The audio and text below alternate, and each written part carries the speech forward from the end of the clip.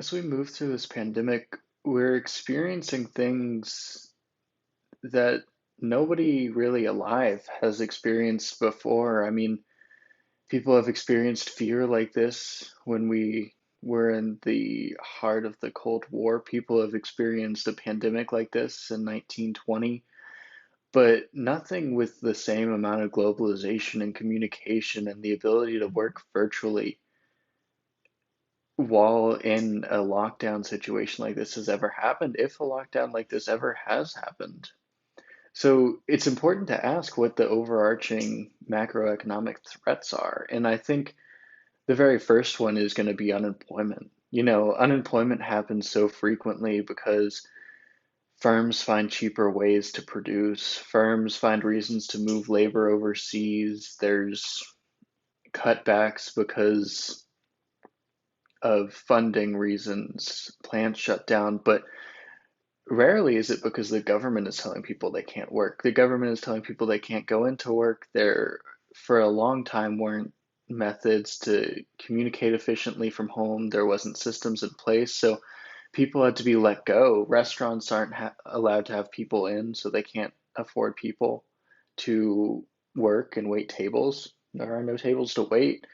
I think the next threat is the slow GDP growth.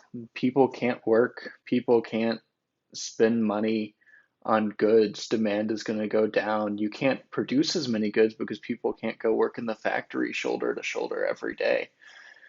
And then to that end, there's going to be a slow in economic trade.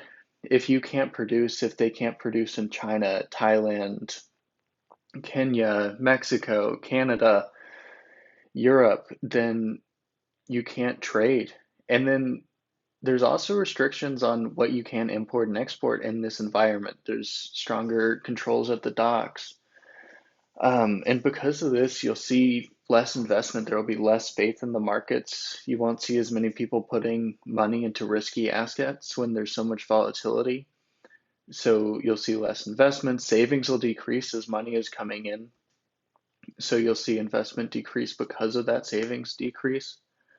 Um, so one of the questions we have to ask is how we can fight this. This slowdown could go on for a long time. We don't know, even with vaccines now, we don't know how long it's going to be the controlling factor of our lives, the thing we think about when we leave our houses every day. And the New York Times, in their article, where they said that the best cure for the economic pandemic is a swift response, is that we have to act fast. We have to save this hurt from the people as fast as we can. And that's not only economically, but the best way to get through this pandemic is to shorten the pandemic. So there needs to be economic incentives for people to stay home, for people to wear masks. There has to be, if microeconomics has taught us anything, people respond to incentives and incentives alone.